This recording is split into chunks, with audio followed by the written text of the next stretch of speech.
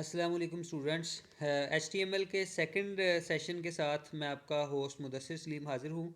आज के लेक्चर में हम देखेंगे लिस्ट टैग्स के बारे में, देखेंगे इमेज टैग के बारे में देखेंगे और लिंक टैग के बारे में देखेंगे। तो सबसे पहले हम अपना लेक्चर शुरू करते हैं। तो सबसे पहले मैं आपको बताता हूँ कि हाइपरलिंक का टैग जो होता है वो लिंक का टैग, उसका क्या काम होता है। और उसके बाद ये स्लाइड्स जो हैं वो ये अवेलेबल कर दी गई हैं। तो उसके हाइपरलिंक का जो टैग होता है बेसिकली वो किसी भी यूआरएल को देने के लिए, किसी पेज का लिंक देने के लिए जो है वो ये हाइपरलिंक का टैग यूज़ होता है। और उसके बाद अगर बात करें इमेज का टैग है, इमेज का टैग पिक्चर वगैरह के लिए होता है। पिक्चर वगैरह आप अपने पेज पे लगाना चाहते हैं तो उसके लिए जो है वो इमेज का टैग होता है। और उसके बाद बेसिकली अगर हम बात करें इमेज के टैग के बाद ये कुछ उसके एट्रीब्यूट्स हैं, ये कुछ उसके बाद लिस्ट टैग्स को हम डिस्कस करेंगे। अभी उसमें अनऑर्डर लिस्ट है, ऑर्डर लिस्ट है, डेफिनेशन लिस्ट है। तो ये मुख्तलिफ नंबर टाइप ऑफ लिस्ट हैं जिनको अभी हम प्रैक्टिकली इसको देखेंगे। और उसके बाद ये लिस्ट टैग्स इनको कंप्लीट हम अभी देखते हैं। तो चलते हैं हम अपने प्रैक्टिकल सेशन की तरफ। तो सबसे पहले हम नोटपैड ओपन करता हूँ।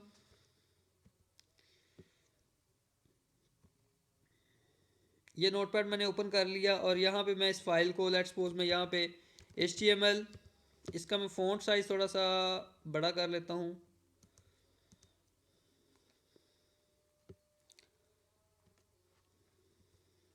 HTML मैंने लिखा, HTML क्लोजिंग टैग लिखा और उसके बाद मैंने जो है वो इसमें लेट्स सपोज के इसमें हेड का टैग लिखा, हेड क्लोज।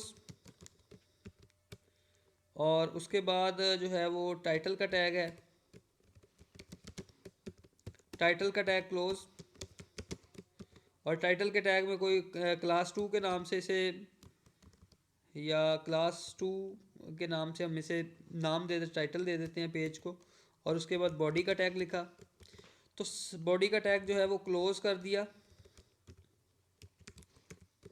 सबसे पहले इसको। उसके बाद मैं इसको सेव करता हूँ। तो वही तरीकाकार, सेव फ़ाइल पे जाना है और फाइल पे जाने के बाद सेव एज़ मैं इसे फ़िलहाल डेस्कटॉप पे सेव कर रहा हूँ। डेस्कटॉप पे सेव करने के बाद इसको मैं lecture2.html के नाम से मैं इसे सेव कर देता हूँ डेस्कटॉप पे। इस नाम से पहले ही फाइल अवेलेबल है तो मैं इसको class2 के नाम से class2.html ये मैंने सेव कर दी। तो जैसे ही सेव की ये देखिए ब्राउज़र में मैंने डबल क्लिक करके ओपन किया तो ये मेरा ब्राउज़र में ये मेरा पेज जो है वो शो हो गया। ये देखें इसका टाइटल जो है वो मैंने दिया class2, तो ये class2 टाइटल शो हो रहा है। तो अभी इसके बाद सबसे पहले हम देखते हैं अपना लिंक का टैग कि मैंने हाइपर रेफरेंस जो मैंने लिंक देना है उसका रेफरेंस क्या है। मैं यहाँ पे लिखता हूँ, लेट्स सपोज गूगल मैंने खोलना है तो मैं लिखता हूँ HTTPS, ये प्रोटोकॉल होता है www.google.com।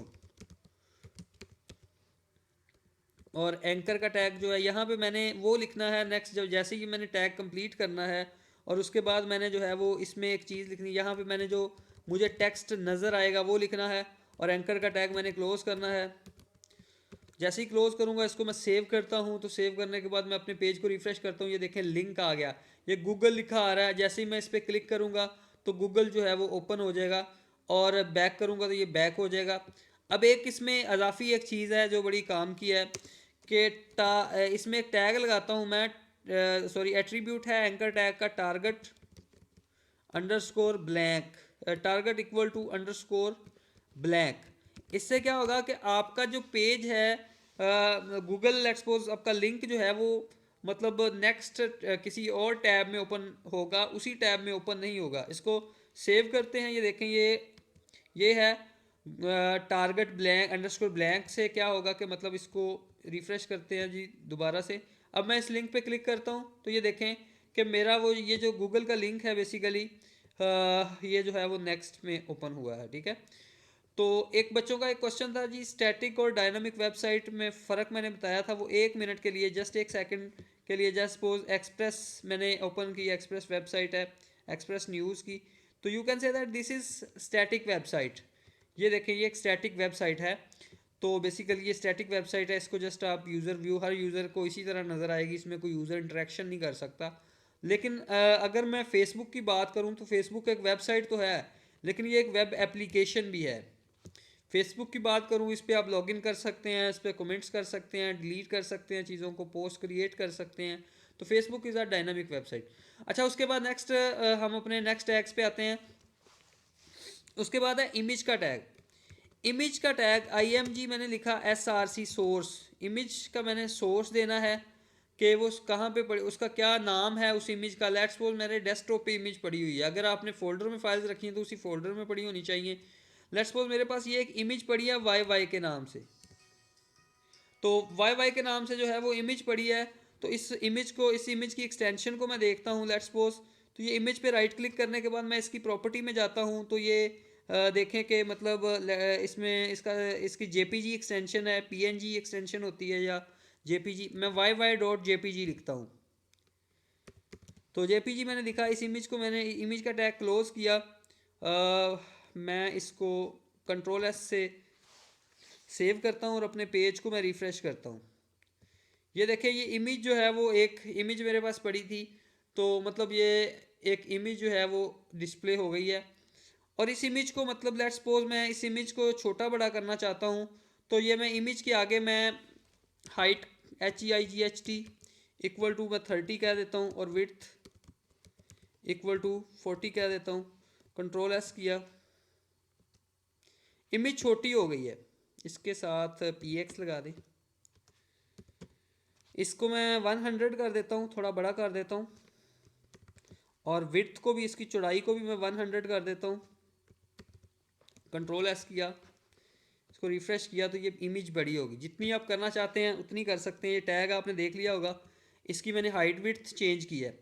नेक्स्ट हमारा जो टारगेट है दैट इज़ लिस्ट। तो लिस्ट को हम क्विकली देखते हैं। सबसे पहले हम यहाँ पे मतलब देखेंगे ऑर्डर लिस्ट को। यहाँ पे मैं BR का टैग लगा देता हूँ, थोड़ी सी हमें स्पेस मिल जाए। उसके बाद मैं यहाँ पे मैं टैग लगाता हूँ order list, OL, order list. Order list की काफ़ी सारी डिटेल जो है स्लाइड्स में अवेलेबल है। स्टूडेंट्स को स्लाइड्स चाहिए हो तो मुझे कमेंट बॉक्स में अपना ईमेल एड्रेस मेंशन कीजिएगा। अगर आप यूट्यूब चैनल पे एक्सेस कर रहे हैं मेरा लेक्चर, तो अगर आप वैसे व्हाट्सएप ग्रुप है तो उसमें मैंने सेंड कर दिया है। OL के नाम से मैं इसे क्लोज करता हूँ ऑर्डर लिस्ट। इसमें मैं लिस्ट आइटम्स करता हूँ, लिस्ट आइटम्स। एक लिस्ट आइटम का टैग ओपन मैं यहाँ पे लिखता हूँ लेट्स सपोज ICS, और इसी को मैं कॉपी करता हूँ, यहाँ पे मैं पेस्ट करता हूँ। तो ICS मैंने लिखा, उसके बाद मैंने लिखा FA, उसके बाद मैंने लिखा ICOM। तो इसको मैंने सेव किया, ये ऑर्डर लिस्ट है। इसको मैंने सेव किया, ये देखें ऑर्डर लिस्ट एक नंबर वाइज मतलब नंबर्स जनरेट हो गए। यहाँ पे मैं BR का टैग लगा देता हूँ। BR का टैग लगाने से ये होता है कि नेक्स्ट लाइन मिल जाती है। ऑर्डर, इसी को मैं कॉपी करता हूँ इसी चीज़ को, और देन मैं जो है वो यहाँ पे UL कर देता हूँ। UL से मुराद है अनऑर्डर लिस्ट। अनऑर्डर लिस्ट में नंबरिंग नहीं होती। Ctrl+S करेंगे तो इसको रिफ़्रेश करेंगे तो ये देखें अनऑर्डर लिस्ट जो है वो अवेलेबल है। ये अनऑर्डर लिस्ट, यही सेम अनऑर्डर लिस्ट अवेलेबल है। उसके बाद एक होती है डेफिनेशन लिस्ट। डेफिनेशन लिस्ट क्या होती है, यहाँ पे फिर मैं BR का टैग यूज़ करूँगा। BR का टैग दोबारा से मैंने BR का टैग यूज़ किया। उसके बाद मैंने जो है वो इस पर एक लिस्ट की DL ओपन किया, मैंने DL क्लोज किया। डेफिनेशन लिस्ट, इसमें इसके जो फर्दर टैग्स होते हैं, इसमें मैं DT में मैं लेट्स सपोज लिखता हूँ क्लास, और DT का टैग मैं क्लोज कर देता हूँ। और डिस्क्रिप्शन टर्म, और उसके बाद मैंने डी डिटेल उसकी लिखनी है। लेट्स सपोज मैं कहता हूँ ICS। यहाँ पे मैं इस टैग को क्लोज करता हूँ, और फिर मैं इसी को मतलब एक और इसी को कॉपी करके मैं नीचे पेस्ट कर देता हूँ। तो यहाँ पे मैं ICS की जगह पे BSc कर देता हूँ, लेट्स सपोज BS कर देता हूँ, और यहाँ पे मैं MS कर देता हूँ। मैंने Ctrl+S किया, तो ये देखें तीनों लिस्ट मेरे पास अवेलेबल हैं। ये लिस्ट जो है इसमें ये हेडिंग्स है, मतलब हेडिंग है, आगे उसकी मतलब फर्दर उसके पॉइंट्स हैं। ये है डिस्क्रिप्शन लिस्ट आप इसे कह सकते हैं। और दूसरी दोनों लिस्ट आपने ऑर्डर लिस्ट और रन ऑर्डर लिस्ट देखी। होप्स हो कि आपको ये चीज़ें बड़ी डिटेल से समझ आ गई होंगी। इसकी बहुत ज़्यादा डिस्क्रिप्शन इन लिस्ट से जुड़े हुए बहुत ज़्यादा डिटेल जो है वो स्लाइड्स में अवेलेबल है। उनकी अपने उनको देखना है, उसकी प्रैक्टिस करनी है, क्योंकि वीडियो को ज़्यादा लेंथी नहीं कर सकते। या तो हम नेक्स्ट वीडियो में देख लेंगे इसको, या फिर आपने उसको प्रैक्टिस कर लेना है। उसमें कोई भी क्वेश्चन हो, कोई भी क्यूरी हो, आप पूछ सकते हैं। आज हमने इमेज टैग को डिस्कस किया, हमने जो है एंकर टैग को डिस्कस किया लिंक देने के लिए। लिंक सिर्फ पेज का नहीं दिया जा सकता, लिंक आप मतलब वेबसाइट का भी दे सकते हैं, पेज का भी दे सकते हैं। कोई पेजेस बनाएंगे हम जनरेट करेंगे, उनका भी लिंक दे सकते हैं। तो लेट्स सपोज मैं एक और लिंक एग्जांपल के तौर पे मैं एक और लिंक ले लेता हूँ। यहाँ पे मैं एक और लिंक मैं कहता हूँ मुझे फेसबुक चाहिए। लेट्स सपोज फेसबुक ओपन हो जाए यहाँ से इस लिंक से। तो यहाँ पे मैं फेसबुक लिख देता हूँ। लेट्स सपोज जो भी लिखूँगा ये मेरा नज़र आएगा टेक्स्ट, और इस पर क्लिक करने से जो है वो टारगेट ब्लैंक का भी आपको कॉन्सेप्ट ये देखें। फेसबुक पे क्लिक करता हूँ, ये फेसबुक ओपन हो गई और नए टैब पे ओपन होगी अगर टारगेट ब्लैंक लगाएंगे तो। आई होप सो कि आपको जितने भी ये कॉन्सेप्ट्स हैं, ये order list, unordered list, description list, इनकी डिटेल समझ जो है बड़े अच्छे तरीके से आ गई होगी। कोई कन्फ्यूजन हो आप मुझसे पूछ सकते हैं। Thank you for watching this video. मेरे चैनल को सब्सक्राइब कर दीजिएगा, वीडियो को लाइक कीजिएगा, बेल आइकन पे भी क्लिक कर दीजिएगा ताकि लेटेस्ट वीडियो की अपडेट आपको मिलती रहे। Thanks for watching my video. अल्लाह हाफिज़।